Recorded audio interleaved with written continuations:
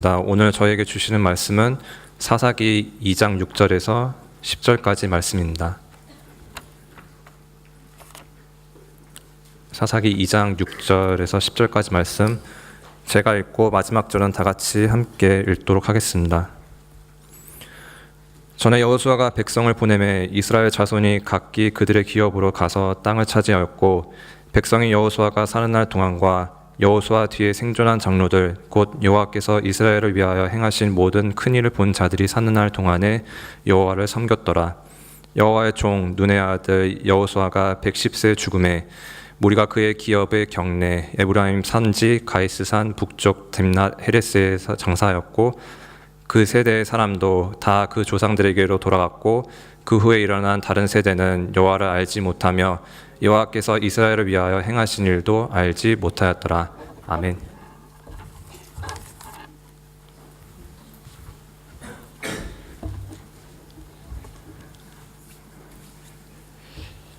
네, 최근 들어서 참 많이 듣게 되는 말 두 가지가 있었습니다. 먼저는 웨스터민스터 소요리 문답하는 교리 설교 계속 들어야 됩니까? 네, 딱딱하고 어려운 내용, 단순히 지식만 전달받는 것 같아 힘들다는 의견. 또 한 가지는 그렇게 이야기하면서 덧붙이는 말, 그리고 동시에 또 한 번 많이 듣고 있는 말, 그 말은 그거 이미 다 알고 있는 내용입니다. 다 알고 있는 내용이기 때문에 새로울 것이 전혀 없어서 왜 또 들어야 하는지 모르겠다라는 의견입니다. 사실 이러한 질문이 있기 전부터 제가 수요리 문답으로 교리 설교를 시작한 이후로 저는 매주 설교를 마치고 난 이후에 계속해서 이 생각과 마주했습니다. 이제 그만할까? 시작한 지 얼마 안 됐으니까 지금 그만둬도 아무도 말하지 않을 것 같은데, 듣는 여러분들도 힘이 많이 들지만 저도 힘이 참 많이 드는 시간입니다. 그럼에도 불구하고 제가 그만두지 못하고 계속해서 하고 있는 이유가 무엇일까요? 오늘은 그동안 해오던 수요리 문답을 잠시 멈추고 그 근본적인 질문에 대한 답을 함께 나누고자 합니다. 오해하지 말 것은 단순히 이 질문에 답하기 위해서 이 귀한 시간을 사용하는 것 아니라는 것입니다. 그만큼 중요한 이야기이기 때문에 이렇게 시간을 들여서 여러분들과 함께 나누고자 하는 것입니다. 그렇기 때문에 설교가 깁니다. 미리 이야기하는 이유는 다 아시죠, 그렇죠? 정신을 똑바로 차리고 벌써부터 깊은 묵상에 들어가려고 하는 친구들이 몇 명 보이는데 자세를 바르게 하고 오늘이 중요한 이유를 함께 꼭 나누었으면 좋겠습니다. 저는 늘 그런 질문들을 대할 때마다 한 가지 성경 본문이 생각납니다. 바로 사사기서입니다. 여러분은 사사기를 읽어본 적이 있습니까? 주일학교 때 들어본 드보라, 바락, 기드온의 300용사, 그리고 삼손의 이야기가 바로 이 사사기에 기록되어 있습니다. 그리고 그 외의 이야기들은 사실 우리가 크게 관심을 갖고 있지 않습니다. 그러나 사사기는 굉장히 중요한 책입니다. 구약 성경에서 사사기는 역사서로 분류되어 있는데, 사사기는 이스라엘의 종교 암흑기, 즉 종교적으로 가장 어두운 때를 기록하고 있습니다. 어떻게 그들이 그렇게 어두운 시대를 보내게 되었는지 우리는 공부해 볼 필요가 있다는 것입니다. 사사기는 가나안 땅에 정착한 백성들이 그 땅에서 어떻게 살아내야 하는가에 관한 내용입니다. 사사기는 말 그대로 재판관을 가리킵니다. 모세와 여호수아를 시작으로 엘리를 거쳐 사무엘을 마지막 사사라고 이야기합니다. 즉 이스라엘의 역사에서 모세와 여호수아의 죽음 이후에 사울이 이스라엘의 첫 번째 왕으로 세워지면서 왕이 다스리는 왕정시대가 오기 전까지 약 300여간의 기간을 사사시대라고 부릅니다. 그리고 그들이 한 일을 기록한 책을 사사기라고 부릅니다. 사사기에는 크게 12명의 사사들이 등장합니다. 이러한 사사시대의 특징을 잘 보여주는 구절이 있습니다. 사사기서 17장 6절에 보면, 그때에는 이스라엘의 왕이 없었으므로 사람마다 자기 소견에 오른 대로 행하였더라. 이 말씀은, 이 똑같은 말씀이 무려 사사기서에만 4번 반복되어서 말씀하고 있습니다. 이 말씀이 기록되어 있는 것처럼 사사가 살아있을 때에는 하나님의 말씀을 따라서 살았고, 그 사사가 죽고 나면 자기 소견에 오른 대로, 자기 생각대로 그렇게 사는 것, 그것이 이들이 행했던 반복적인 삶의 흐름입니다. 그것을 그림으로 정리해 보면 이렇습니다. 그림을 한번 보시면 우상숭배, 그리고 우상숭배를 하니까 하나님께서 이들을 징계하십니다. 주변 나라를 통해서. 그러니 이스라엘이 어떻게 합니까? 회개합니다. 그리고 하나님께서 사사를 보내셔서 그 위기를 극복하게 하시고 이스라엘의 평화를 맞이하게 됩니다. 그런데 그 평화 시대가 계속되다 보니 하나님을 다시 잊어버리고 범죄하고 우상숭배하고 또 징계받고, 계속해서 이 사이클이 무려 300년 동안 반복되었던 시기, 우린 이런 반복을 악의 순환이라고 이야기하기도 합니다. 여러분, 사사기에 기록되어 있는 이들의 모습은 하나님을 알지 못하는 이방 사람들의 모습이 아닙니다. 이스라엘 백성, 하나님의 선택을 받은, 하나님을 믿는다라고 하는 사람들의 모습이 이러했다라는 것입니다. 이들이 어디서부터 잘못되었을까? 오늘 본문이 그 암흑기가 어떻게 시작되었는지 그 배경을 우리들에게 설명하고 있습니다. 사사기의 저자는 약간 역사를 거슬러 올라갑니다. 어디서부터 이 일이 잘못되었는지 돌아보려는 의도가 분명히 깔려 있습니다. 사사기는 약간 독특한 구조로 구성되어 있습니다. 1장에서 시작된 이야기가 2장에 와서 다시 처음으로 돌아가는 것입니다. 먼저 사사기 1장 1절을 보면 여호수아가 죽은 후에로 이 사사기서는 시작됩니다. 여호수아는 모세 다음으로 이스라엘의 지도자가 되었던, 자신에게 맡겨진 가나안 정복 사명 잘 수행하고 그리고 땅 분배를 마친 후에 그의 나이 110세에 하나님의 부르심을 입게 됩니다. 사사기 1장에는 여호수아가 죽은 후에 각 지파가 했던 일들이 차례대로 잘 기록되고 있습니다. 그런데 오늘 본문인 2장 6절에 다시 여호수아의 이름이 등장합니다. 그리고 여호수아의 죽음이 언급됩니다. 본문 8절 말씀에 보면 여호와의 종 눈의 아들 여호수아가 110세의 죽음에, 처음 사사기가 시작되었던 시점 그 1장으로 다시 돌아가고 있습니다. 두 번에 걸쳐서 인트로, 서론이 기록되어 있습니다. 1장에서 첫 번째 서론이 나오고 2장에서 두 번째 서론이 나옵니다. 이렇게 두 번의 서론이 나오는 이유는 지금 이스라엘의 모습이 어떠한지를 잘 보여주고자 하는 것입니다. 왜냐하면 이것이 이스라엘이 300년 동안이나 종교적 암흑기를 맞이한 배경이 되기 때문입니다. 1장을 간략하게 살펴보면 첫 번째 서론에서는 이스라엘 각 지파들이 하나님의 명령에 대해서 어떻게 반응하고 있는지 보여줍니다. 그들의 반쪽짜리 순종을 잘 보여줍니다. 백성들 가나안 땅 점령하였지만 그 가나안의 풍습을 따라합니다. 이익을 위해서 그 땅의 백성들을 살려주고 종으로 부립니다. 그리고 그 땅 주민들이 가지고 있는 철병거 때문에 싸움을 포기하기도 하는 일들이 많았습니다. 가나안 성읍의 사람과 언약을 맺기도 했습니다. 단 지파의 경우에는 자신에게 주어진 땅을 차지하는데 실패하기도 했습니다. 그런 이스라엘 백성들에게 천사가 나타나 그들의 불순종을 책망했고 백성들은 울면서 하나님께 제사를 드립니다. 여기까지가 2장 5절까지의 첫 번째 서론의 줄거리입니다. 이스라엘의 모습을 사진으로 보여주듯이 구체적으로 기록하고 있는 것입니다. 그리고 이어지는 오늘 본문에서부터 3장 6절까지 두 번째 서론이 기록되어 있는데, 뉴스에 이것을 비유하면 첫 번째 서론은 실제 사건을 그대로 전달한 것이고, 두 번째 서론은 사건에 대해서 그 기자가 요약하고 평가한 것입니다. 그래서 두 번째 서론은 사건에 대한 해설이라고 할 수 있습니다. 어느 작가는 오늘 본문인 이 두 번째 서론의 첫 단락을 성경에서 가장 슬픈 장면이다라고 이야기하기도 했습니다. 왜냐하면 여호수아의 죽음이 이스라엘의 암울한 역사로 바뀌는 전환점이 되어버렸기 때문입니다. 그들의 시작은 너무나도 좋았습니다. 역사 속에서 이스라엘 공동체는 출애굽부터 시작됩니다. 요셉의 초청으로 애굽에 내려간 야곱의 가족은 전부 70명이었는데 애굽에서 430년의 세월을 보내고 모세의 인도 아래 출애굽한 직후에 세어보았던 이스라엘 자손의 숫자는 전쟁에서 나가서 싸울 만한 성인 남자들만 60만 3,550명이었습니다.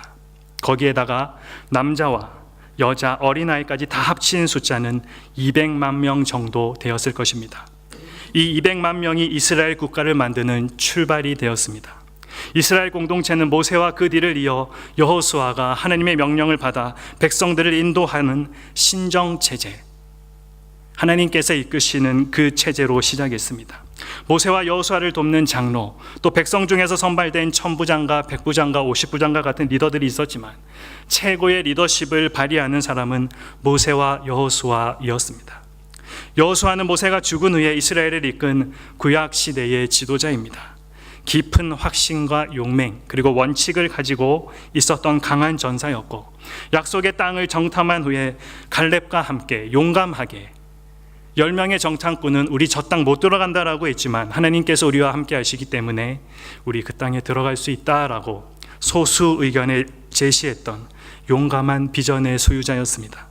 그는 결국 수많은 적군을 정복함으로써 약속의 땅에 대한 권리를 주장하고 이스라엘을 잘 이끌어 왔습니다. 여호수아의 이름과 사역은 예수님을 어느 정도 예표하고 있습니다. 2000년 뒤에 바로 그 땅을 걸으실 예수님을 그는 잘 보여주고 있었습니다. 그는 남자 중에 남자였고 그 시대의 영적 거인이었습니다.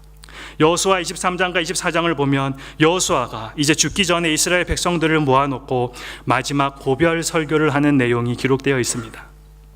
그 고별 설교의 핵심 내용 2가지를 요약하면, 첫째는 이스라엘 백성이 끝까지 하나님을 향한 믿음으로 가나안 정복을 완수하고 그 땅에 잘 정착하라는 것이고, 둘째는 그 땅에서 여호와 하나님만을 섬기라라는 것이었습니다.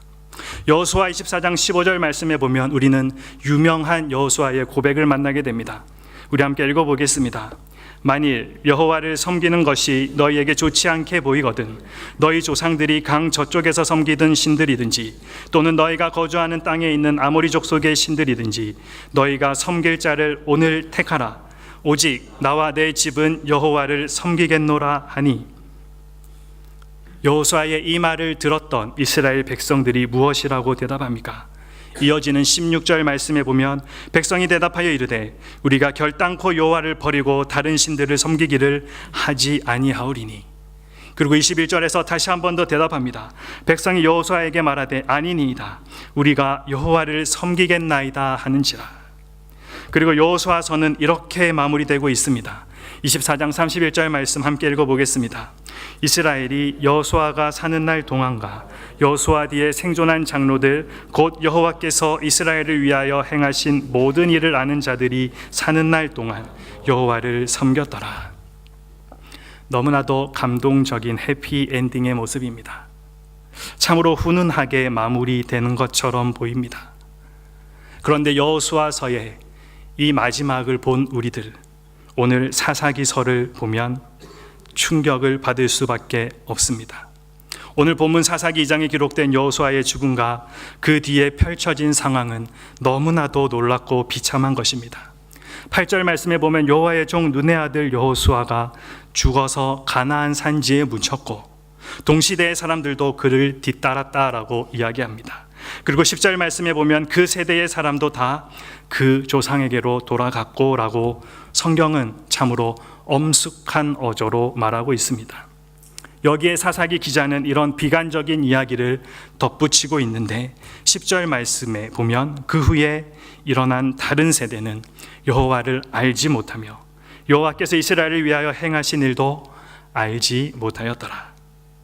바로 다음 세대, 그들은 여호와를 벌써 잊어버렸다라는 것입니다. 이 구절이 저로 하여금 정말로 가슴 아프게 했습니다.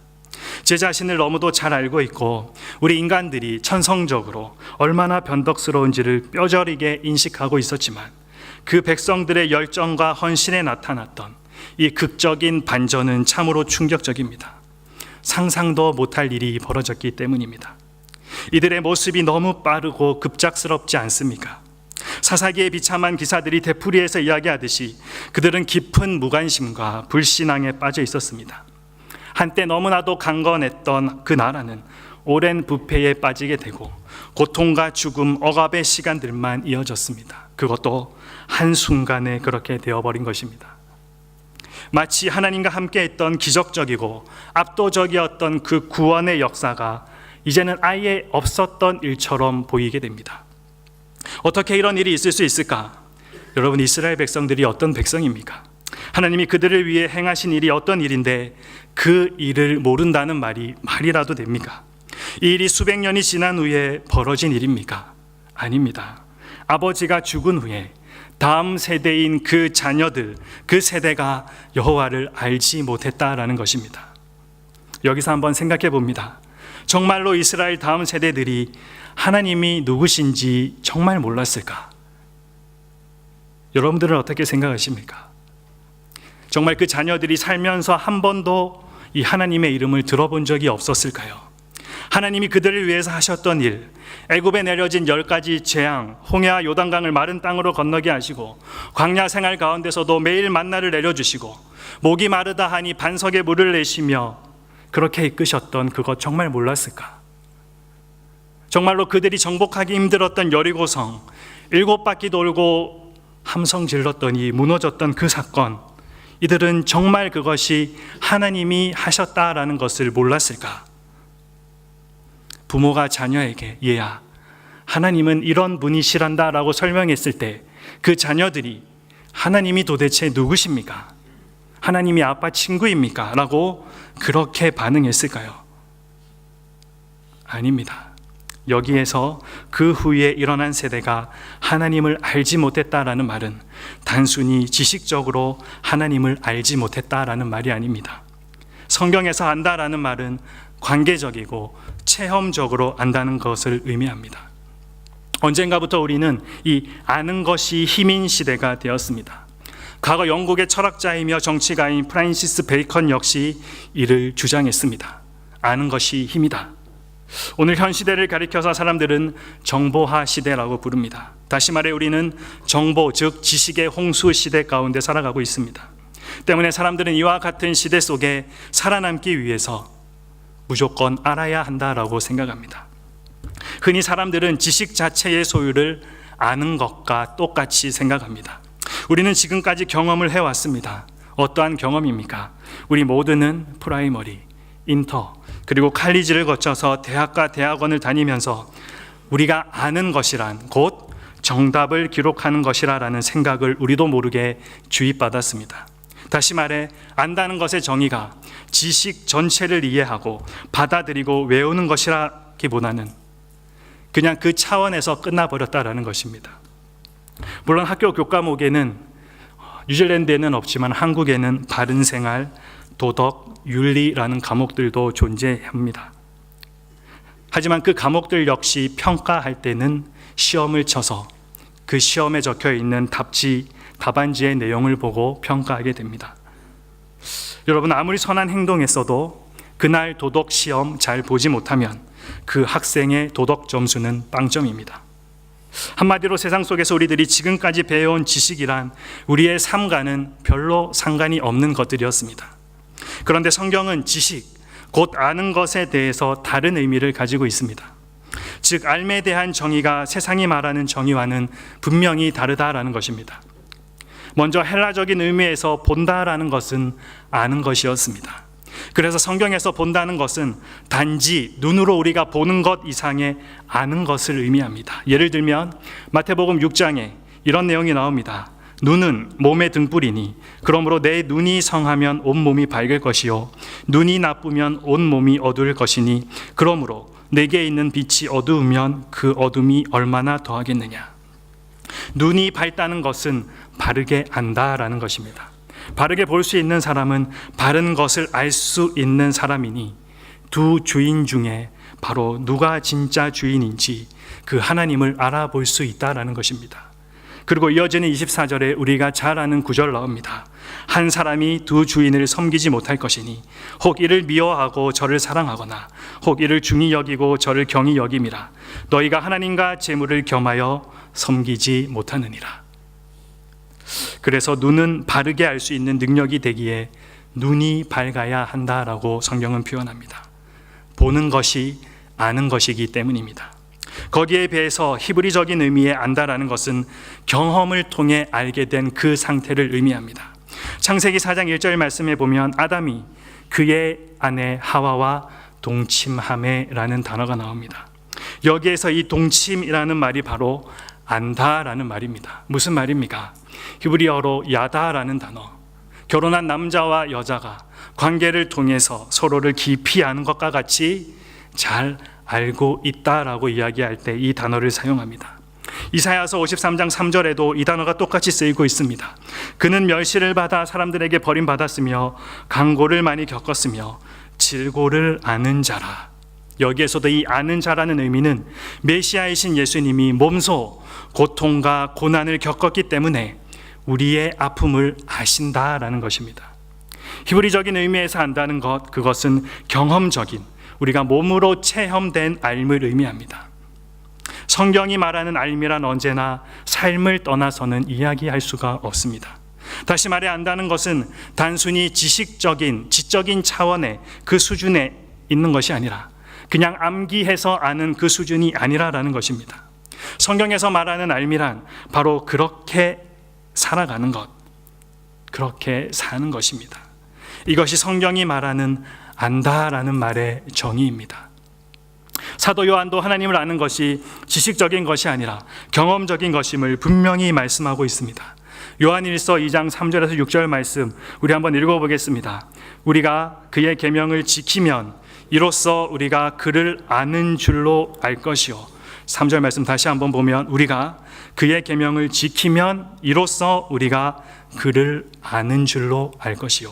4절 말씀에 그를 아노라 하고 그의 계명을 지키지 아니하는 자는 누구라고요? 거짓말하는 자요.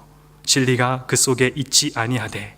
5절 말씀에 누구든지 그의 말씀을 지키는 자는 하나님의 사랑이 참으로 그 속에서 온전하게 되었나니 이로써 우리가 그의 안에 있는 줄을 아노라. 6절 말씀에 그의 안에 산다고 하는 자는 그가 행하시는 대로 자기도 행할지니라. 6절 말씀에 뭐라고 적혀 있다고요? 그의 안에 산다고 하는 자는, 하나님 안에 거한다라고 하는 자들, 하나님의 자녀라고 하는 자는 하나님께서 행하신 대로 자기도 행하는 사람이다.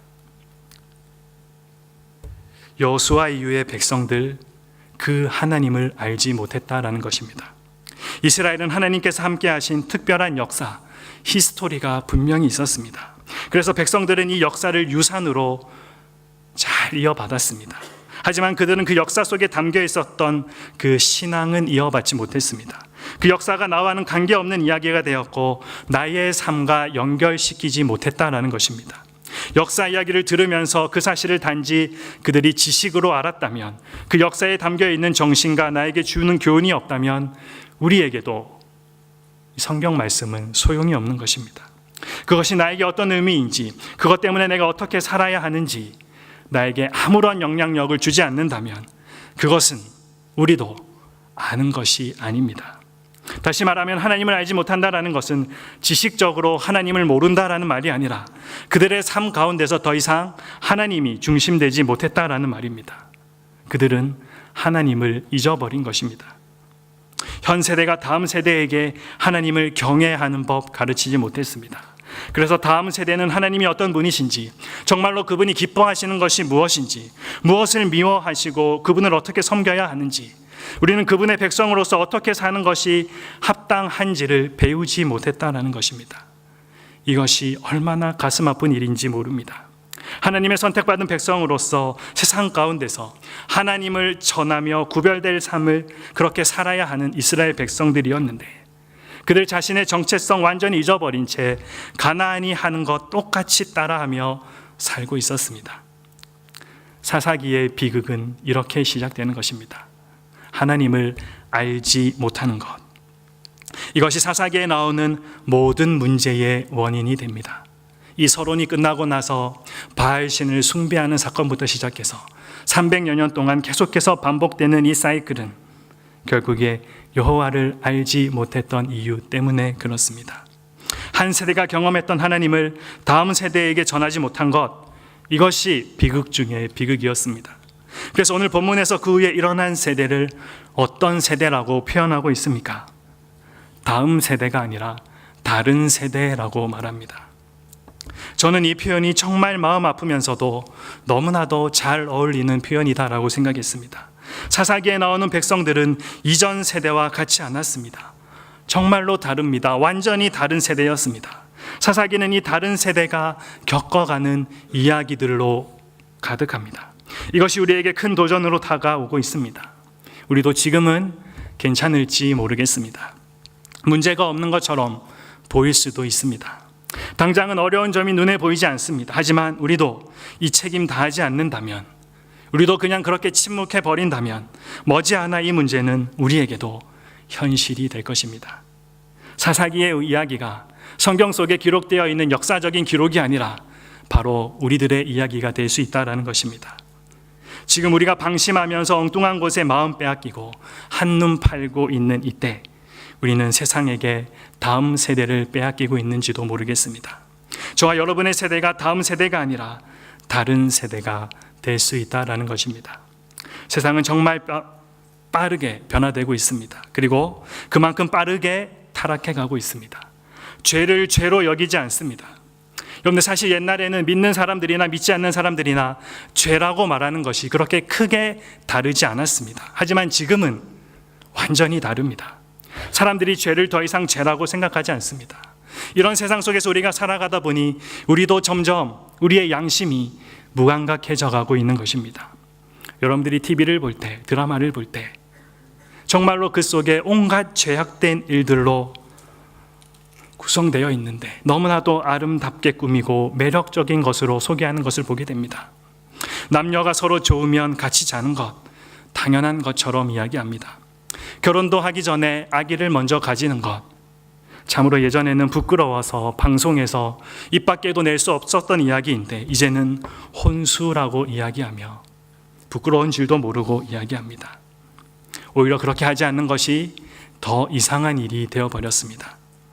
뉴스를 보든지 무엇을 보든지 하루가 멀다 하고 쏟아져 나오는 사건들은 정말로 사람들이 다 돈을 쫓아서, 쾌락을 쫓아서 자신의 인생을 내던지고 있는 것처럼 보입니다. 이런 세상에서 여러분은 어떻게 여러분 자신과 주위 사람들을 지켜나갈 수 있을까요? 그들을 향한 간절한 마음으로 우리가 해야 할 일이 무엇입니까? 그 답은 성경에 기록되어 있습니다. 하나님이 이미 말씀해 주셨습니다. 하나님은 가나안 땅에 들어간 이스라엘 백성에게 그 땅에 들어가게 되면 어떻게 해야 할지를 분명히 미리 말씀해 주셨습니다. 하지만 이스라엘 백성들이 그 말씀대로 따라하지 않았습니다. 그래서 실패하게 됩니다. 우리도 마찬가지입니다. 우리가 하나님 말씀에 따라 행한다면 하나님이 허락하시는 은혜에 누릴 수 있을 것입니다. 하지만 그렇게 하지 않는다면 우리도 실패하게 될 것입니다. 하나님이 가르쳐 주신 방법은 신명기 6장에 잘 기록되어 있습니다. 먼저 1절 말씀을 보겠습니다. 이는 곧 너희의 하나님 여호와께서 너희에게 가르치라고 명하신 명령과 규례와 법도라. 너희가 건너가서 차지할 땅에서 행할 것이니. 너희가 건너가서 차지할 땅, 가나안 땅에 들어가면 이렇게 해야 한다라고 분명히 말씀해 주셨습니다. 그리고 이어지는 말씀에 왜 그것을 행해야 하는지 그 목적을 말씀합니다. 우리 2절 말씀 같이 읽어보겠습니다. 곧 너와 내 아들과 내 손자들이 평생에 내 하나님 여호와를 경외하며 내가 너희에게 명한 그 모든 규례와 명령을 지키게 하기 위한 것이며 또 내 나를 장구하게 하기 위한 것이라. 무슨 말입니까? 너와 내 자손과 내 아들, 너뿐만 아니라 내 손자들, 내 자손들도 하나님을 경외함으로 그 말씀을 지켜 잘 살도록 하기 위해서 하나님이 명령하셨다라는 것입니다. 그리고 그렇게 할 때 하나님께서 한 가지 약속하십니다. 3절 말씀에 이스라엘아 듣고 삼가 그것을 행하라. 그리하면 내가 복을 받고 내 조상들의 하나님 여호와께서 내게 허락하신 같이 젖과 꿀이 흐르는 땅에서 내가 크게 번성하리라. 하나님이 약속하신 젖과 꿀이 흐르는 그 가나안 땅에서 복을 누리며 번성하게 될 것이라는 약속입니다. 어떻게 하면 그렇습니까? 하나님이 명령하신 것 듣고 행하면 그렇게 해 주시겠다라고 약속하셨습니다. 하나님이 명령하신 것이 무엇입니까? 그 시대에는 율법이고 그것을 글로 기록해 놓은 것이 지금 우리 손에, 여러분들 손에 들려져 있는 성경입니다. 그러기에 우리는 이 하나님의 말씀 성경을 읽는 일에 소홀히 해서는 안 됩니다. 우리가 이것을 읽어야 하나님이 무엇을 명령하고 계신지, 하나님께서 원하시는 것이 무엇인지 알 수 있기 때문입니다. 그러면 성경만 열심히 잘 읽으면 되지 교리는 왜 공부해야 합니까? 그림 하나 보도록 하겠습니다. 여러분들 이 그림을 잘 아십니까? 처음 보는 그림입니까? 장님 코끼리 만지기라는 유명한 그림입니다. 앞을 보지 못하는 장님들이 제각각 코끼리 몸의 한 부분을 만져보고는 그것이 마치 코끼리의 전체 모습인 것처럼 우겼다라는 것입니다. 자기가 만져본 것이 코끼리의 몸의 일부분인 줄도 모르고 코끼리를 다 아는 것처럼 그렇게 이야기했다라는 것입니다. 다리를 만져보았던 장님은 코끼리가 뭐같이 생각이 된다고요? 나무와 같이. 몸통을 만져본 사람은 코끼리가 벽과 같이. 여러분, 이것은 우리에게도 똑같이 적용되고 있습니다. 개인적으로 좋아하는 성경의 내용 구절로 그것이 마치 성경 전체의 내용인 것처럼 오해하는 경우들이 참 많이 있다는 것입니다. 숲을 보지 못하고 나무만 바라봄으로 인해서 전체를 바라보지 못하는 그 잘못에 우리가 빠지고 있다는 것입니다. 그것을 잘 보여주는 것이 다음 그림입니다. 여러분들, 사진에 있는 성경 누구의 것일까요? 제 것일까요? 성경을 열심히 준비하는 여러분들 목자들 중에 한 사람의 것일까요? 그랬으면 여러분들에게 보여주지도 않았을 것입니다. 정답은 신천지 이단에 빠진 한 성도의 성경책입니다. 여러분들, 무엇을 의미합니까? 여러분 성경책보다도 이 성경을 읽은 흔적이 참 많이 남아있는 성경책, 잘 보이지 않겠지만 성경 구절마다 색깔 볼펜으로 줄을 그어놓고 열심히 묵상했던 흔적이 보이는 것, 여러분, 성경에 호소하지 않는 이단은 없습니다. 성경은 해석이 필요한 책입니다. 바르게 해석하는 것 참으로 중요합니다. 여러분들이 보는 사진처럼 저렇게 성경이 너덜너덜할 정도로 열심히 읽고 또 읽었지만 어떤 이들은 이 성경을 통해서 바른 진리에 이르지 못하고 오히려 잘못된 신앙으로 가는 도구가 되기도 했습니다. 우리는 바른 성경 읽기를 위해서 교리 공부가 반드시 필요합니다. 에베소서 4장 13절과 14절 말씀에 보면 우리가 다 하나님의 아들을 믿는 것과 아는 일에 하나가 되어 온전한 사람을 이루어 그리스도의 장성한 분량이 충만한 데까지 이르리니, 14절 말씀에 이는 우리가 이제부터 어린아이가 되지 아니하여 사람의 속임수와 간사한 유혹에 빠져 온갖 교훈의 풍조에 밀려 요동하지 않게 하려 함이라.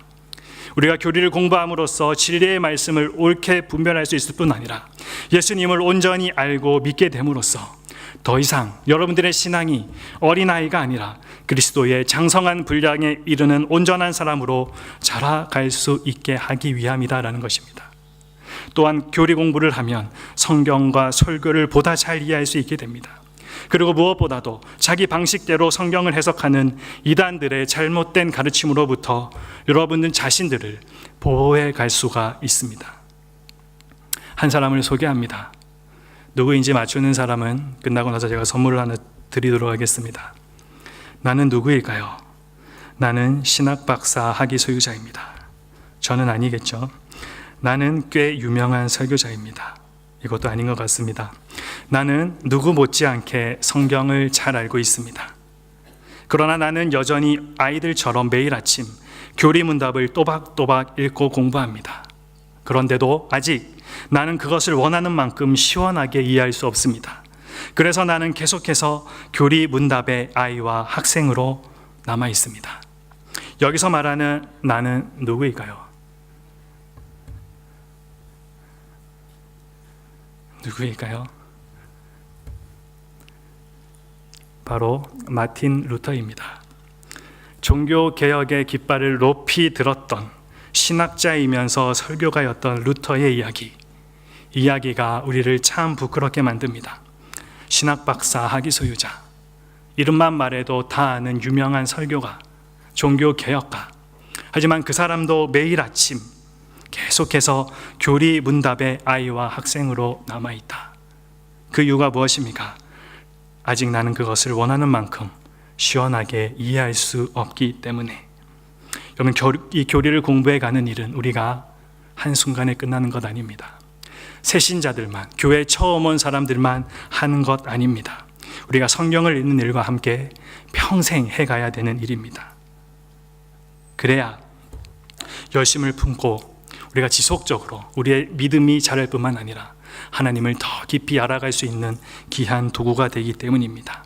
그런데 이 하나님을 알아가는 것이 우리가 마음으로 결심하고 결단만 한다고 그렇게 쉽게 되는 일입니까? 잘 안 되죠.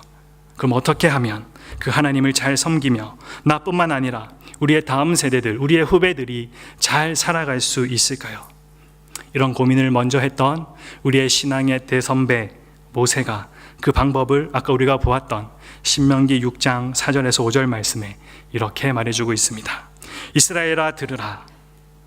우리 하나님 여호와는 오직 유일한 여호와이시니 너는, 같이 읽어보겠습니다. 마음을 다하고 뜻을 다하고 힘을 다하여 내 하나님 여호와를 사랑하라. 이 말씀을 한번 잘 보십시오. 마음을 다하고 뜻 다하고 힘을 다하여 하나님 말씀에 순종해라. 하나님 명령 지켜 행하라. 그렇게 모세가 말하지 않았습니다. 뭐라고 이야기합니까? 사랑하라.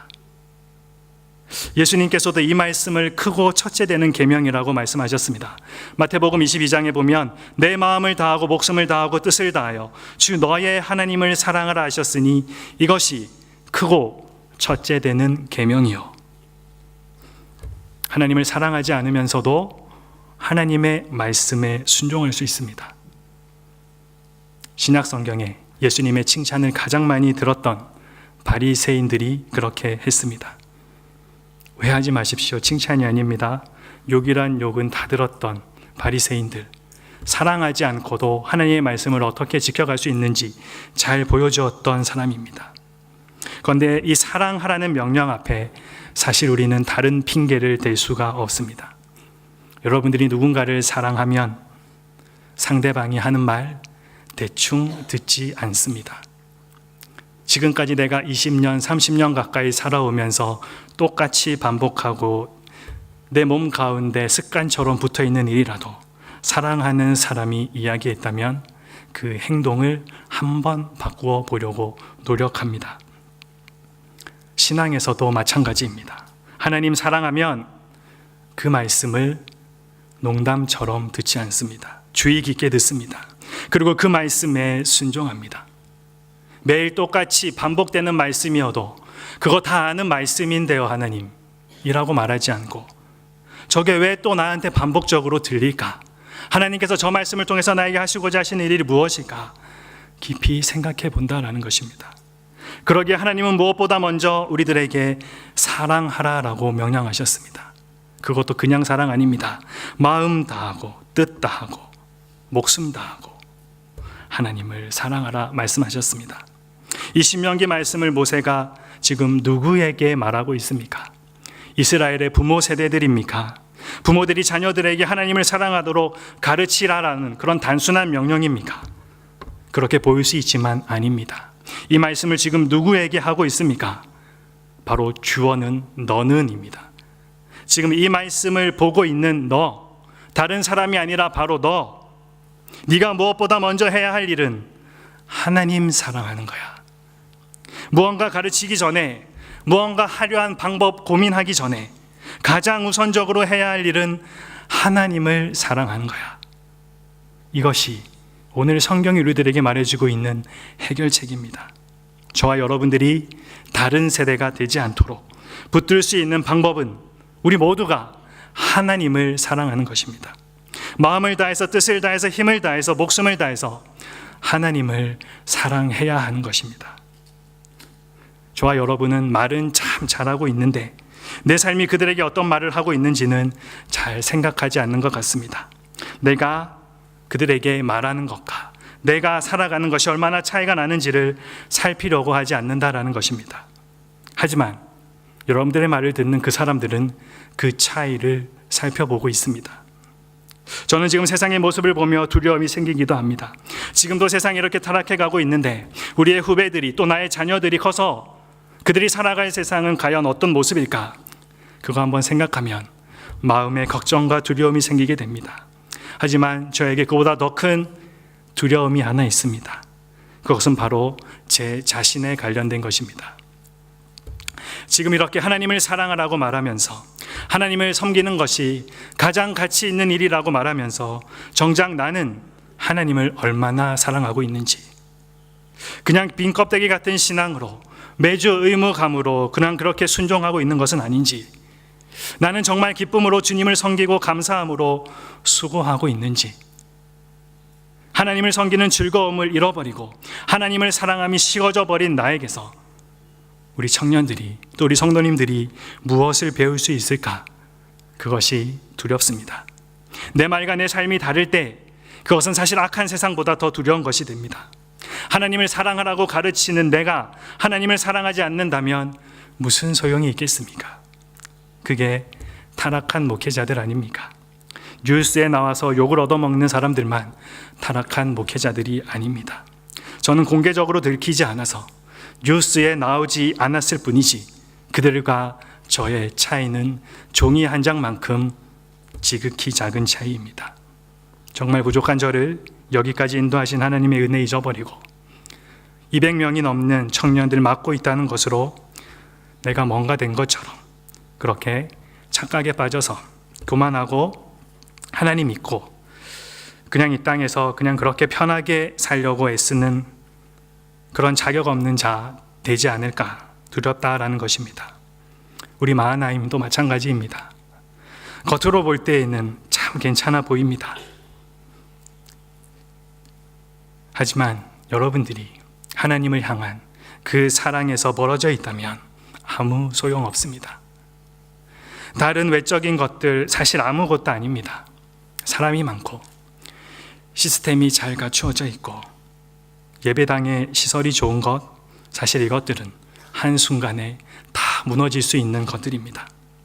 여러분들이 삶에서 더 이상 하나님을 섬기는 기쁨 경험하지 못한다면, 하나님을 사랑함으로 섬기려 하지 않고 사랑으로 인내하지 않고 하나님이 베풀어 주신 은혜를 잊어버리고 산다면 저와 여러분들이 살아가는 이 시대는 다음 세대가 아니라 다른 세대가 될 것입니다. 오늘날 많은 사람들이 교회를 떠나고 있습니다. 그 이유가 무엇인지 여러분들 아십니까? 교회가 재미없어서 떠날까요? 아닙니다. 사람들이 교회에 기대하는 것은 재미가 아닙니다. 재미있는 것은 세상에서 얼마든지 얻을 수 있습니다. 사람들이 교회에 기대하는 것은 사실 세상과 다른 모습입니다. 하지만 교회에서 세상과 다른 모습을 보지 못할 때 그들이 떠납니다. 믿는 사람들이 주님 그렇게 외치면서 정말로 예수님 사랑한다고 그 이야기하면서 제자반도 하고 성경 공부도 열심히 하는데 그들의 삶은 세상과 똑같이, 아니 누구보다 더 돈을 사랑하고 누구보다 더 이기적이고 자신만을 생각하니까 그 모습을 보고 실망하는 것입니다. 그런 세상에서 우리가 할 수 있는 것 단 하나뿐입니다. 정말 하나님 사랑하는 것, 그것을 우리가 말이 아니라 삶으로 보여주는 것입니다. 우리 삶으로 우리 믿음을 증명하고 하나님의 살아계심을 보여주는 것입니다. 청년 여러분, 그 무엇보다 마음을 다해 먼저 하나님을 사랑하십시오. 그분을 잊지 마십시오. 그분이 행하신 일을 기억하십시오. 월요일부터 토요일까지는 까맣게 잊고 살다가 주일날 잠깐 1시간 교회에 와서 그냥 그렇게 기억해 주는 것이 아니라 정말로 정작 중요한 선택의 순간에 하나님 잊어버리는 것 아니라 죄의 유혹 앞에서 하나님 모르는 사람처럼 그렇게 행동하는 것 아니라 날마다 매 순간마다 우리 하나님을 기억하기를 바랍니다. 그분이 우리에게 행하셨던 그 위대한 일들, 그것 기억하시기 바랍니다. 삶의 모든 영역에서 하나님을 기억하고 하나님을 경외하는 자로서 합당하게 살아갈 때 그 모습이 우리가 하나님을 얼마나 사랑하고 있는지 우리의 삶을 통해서 보여주는 우리의 삶이 되는 것입니다. 저는 오늘 이 사사기의 말씀을 경고로 받아들입니다. 실제로 우리가 사는 세상이 너무나도 똑같이 닮아 있기 때문입니다. 정확한 통계 자료 여러분들에게 보여주면서 지루하게 말하지 않더라도 여러분들이 이미 보고 듣고 어쩌면 개인적으로 경험한 일들로 인해서 충분히 짐작하고 알고 있을 것입니다. 저는 여러분이 예수 그리스도에 대한 신앙 고백을 했는지, 세례를 받고 공적으로 자신이 그리스도인이자 교인임을 밝혔는지, 그것도 중요하지만 그것보다 더 중요한 것은 여러분이 하나님의 말씀을 깊이 알고 자신의 믿음의 근거를 확신 있게 말하고 여러분의 삶의 방식과 섬김과 봉사의 그 본질이 성경이 이야기하고 있는 것과 딱 떨어져 맞는지, 그렇게 노력하는 삶을 살아가고 있는지, 저는 여러분의 삶이 그렇게 되기를 부탁합니다. 교회 예배당에 빈자리가 점점 더 많아지고 있습니다. 한국교회 절반 가까이가 주일학교 학생들이 없어서 주일학교 모임이 없는 곳이 참 많이 있다고 합니다. 우리가 있는 이 땅 키교회들도 마찬가지입니다. 미국의 이민 1세대 교회들 예배당 건물은 있는데 예배 드릴 사람들 없어서 1세대들 열심히 자녀들 교육시키느라 자녀들에게 신앙교육 제대로 해주지 않아서 2세대들은 교회 다 떠나버리고 이제 1세들도 나이가 들어서 더 이상 그 교회를 지킬 수 없는 상황. 그래서 누구든지 목회하고자 하는 마음만 있으면 우리 예배당 기꺼이 내어주겠다라고 하는 일들이 참 수없이 일어나고 있습니다. 영국의 유럽의 교회들이 과거 참 화려했던 그 시제들 다 접어버리고 술집으로 변해버렸던 과거의 아픈 모습들이 우리의 모습이 될 수 있습니다. 초대교회를 제일 위협했던 것은 다름 아닌 잘못된 가르침이었습니다. 그랬기에 사도 바울이 바울 서신을 통해서 계속해서 경고하는 것, 잘못된 이단의 가르침이었습니다. 여러분, 저는 여러분들에게 다시 한번 질문합니다. 여러분들은 정말 다 알고 있습니까? 우리는 다 알고 있다라고 말은 하지만 사실은 잘 모릅니다. 우리는 하나님의 말씀, 예수 그리스도의 복음을 잘 알지 못합니다. 우리가 지금까지 한 일을 보면 분명히 알 수 있습니다. 예수 그리스도는 여러분의 속에서 여러분의 인생을 더 좋게 만드는 분이 아니라 예수 그리스도는 당신의 삶 자체가 되셔야 합니다. 그가 여러분의 삶이 되어야 합니다. 오늘날 그리스도인들이 너무나도 힘이 없어 보입니다. 힘이 없는 이유, 우리가 진짜 복음, 하나님의 말씀을 모르고 진정한 회심을 모르며 중요한 것을 중요하게 생각하는 대신에 그러한 것들을 예배 속에서 어떤 미디어나 기분을 좋게 하는 찬양, 그런 것으로 바꾸어 버렸기 때문입니다. 우리는 하나님을 원한다고 쉽게 말하지만 실제로 우리가 원하는 것은 하나님 자체가 아닙니다. 하나님보다 우리가 더 원하는 것은 그저 내가 좋은 삶 살아가는 것, 그거 원하다 보니 설교는 하나님의 말씀이 아니라 내 귀를 즐겁게 하고 내 감정을 자극하며 눈물 흘리게 하는 한류한 메시지들로 대체되어 버렸습니다.